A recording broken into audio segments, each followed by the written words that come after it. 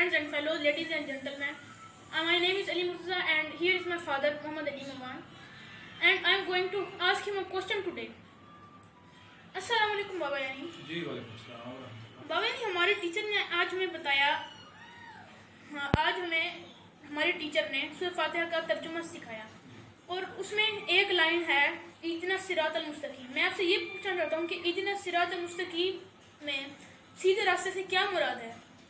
अच्छा जी, तो आप ये पूछना चाहते हैं कि जो सूरत फातिहा में ये आयत है इहदिना सिरातल मुस्तकीम, क्या अल्लाह हमें सीधा रास्ता दिखा, इससे क्या मुराद?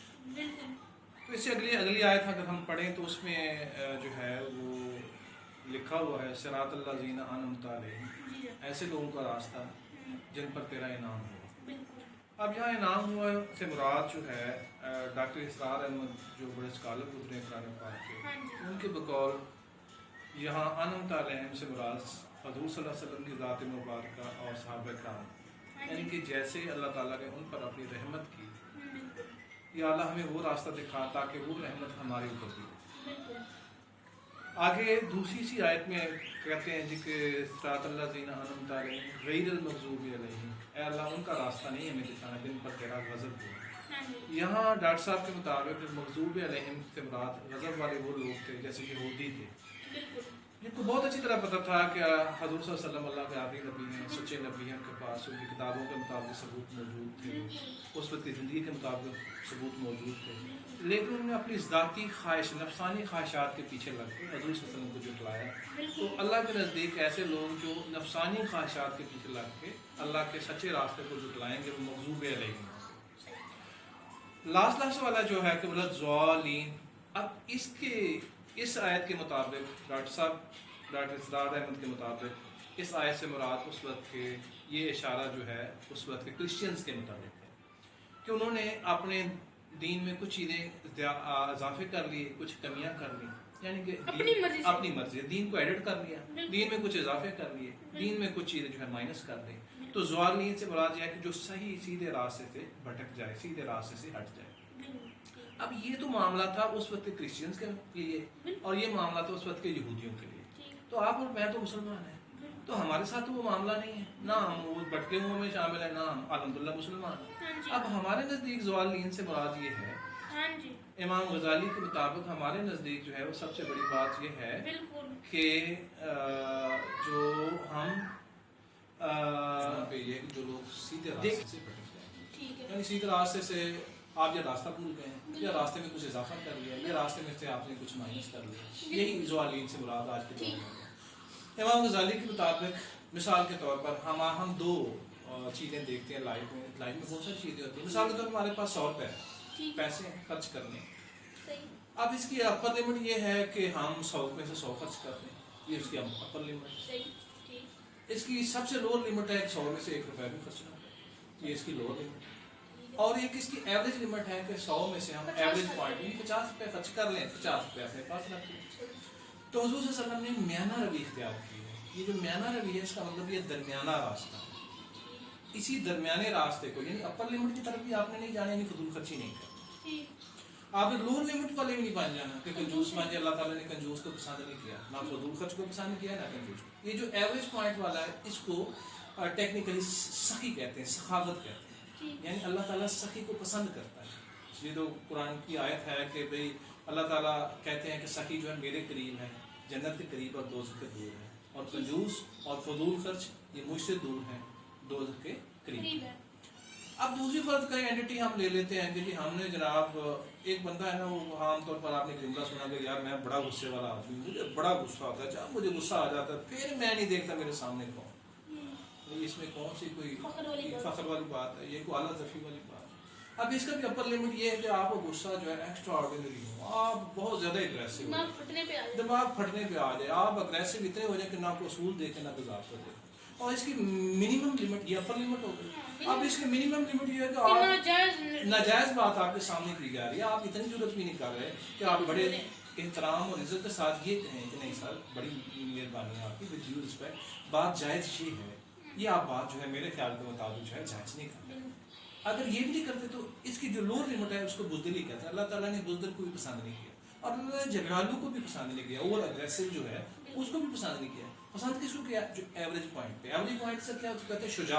شجاعت, کہ فلاں بندہ بڑا شجاع ہے, اس کے اندر بڑی شجاعت پائی جاتی ہے. شجاعت سے مراد یہ ہے کہ نہ وہ اوور اگریسو ہے اور نہ وہ لو لمٹ والا ہے, ایوریج پوائنٹ پہ چلنے والا. ہمارے نزدیک تو ہم کہتے ہیں شجاع کا اردو میں ترجمہ کرتے ہیں بہادر, اور بہادر سے مراد ہم یہ لیتے ہیں کہ جو دیکھتے کسی گلے پڑ گئے, کسی چیز سے نہ ڈرتا ہو, یہ مطلب اس کا ہے.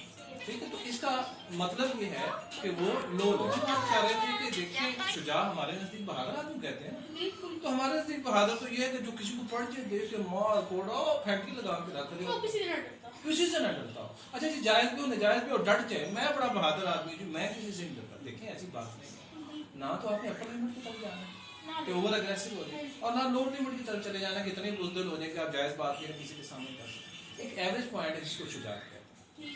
اسی طریقے سے باقی زندگی میں جتنی بھی ہم کام کرتے ہیں ان کی بھی سب کی ایوریج لمٹ لیں. اگر تو ہم ایوریج لمٹ کو چھوڑ کر اپر لمٹ میں فال کر لیں تب بھی ہم گمراہ ہو گئے, اور اگر لو لمٹ میں فال کر گئے تو تب بھی گمراہ ہو گئے. تو ہم نے چلنا ہے اس ایوریج پوائنٹ پہ. جو اس ایوریج پوائنٹ پہ چلنے والے ہیں وہ کامیاب ہیں. یہی بات ہم سورۃ فاتحہ میں اللہ تعالیٰ سے دعا کر کے مانگتے ہیں کہ اللہ ہمیں سیدھا راستہ دکھا, یہ والا سیدھا راستہ ہے.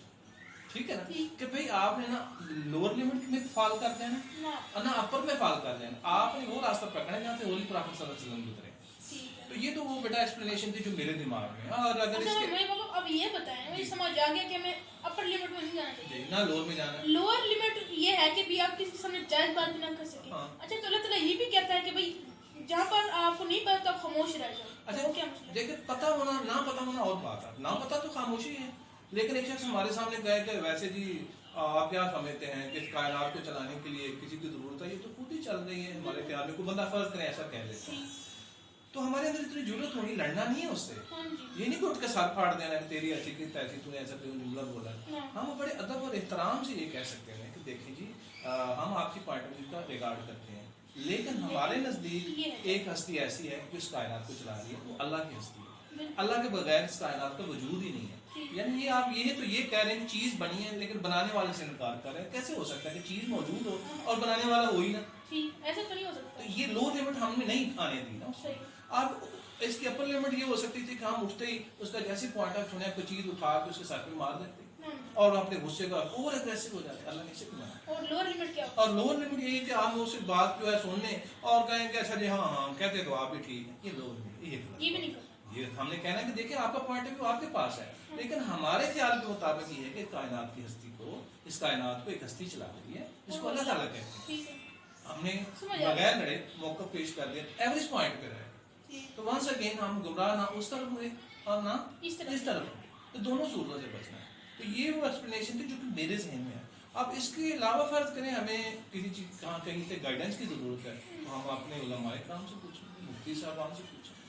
ٹھیک ہے نا, اہل علم ہے, اللہ کا حکم ہے کہ جو چیز نہیں آتی اہل علم سے پوچھ لو. آپ تو میں تو باپ بیٹا ہے, ہم تو آپس میں گپ شپ کر رہے ہیں. ٹھیک ہے نا, تو گپ شپ کے موڈ میں ہم آپس میں یہ چیزیں جو ہے ڈسکس کر رہے ہیں. تو اگر فرض کریں کوئی چیز ہمیں نہیں آتی یا مزید ہمارا کوئی کوئری ہے جو اب سیٹسفائی نہیں ہو رہی تو ہم ان سے پوچھیں. ٹھیک ہے جی. تو میرا خیال میں آپ کے پوائنٹ جو ہے جو کنفیوژن تھی وہ حل ہو چکی ہے. تھینک یو گائز آپ کو یہ ویڈیو آپ کا ٹائم نکالنے کے لیے, یہ ویڈیو دیکھنے کے لیے. لیکن اگر آپ کے دماغ میں کوئی ایسا اور کوشچن ہے جو کہ آپ کو کنفیوز کر دیتا ہے تو آپ کمنٹ باکس میں ضرور کمنٹ کریے گا. ہم اگلی ویڈیو میں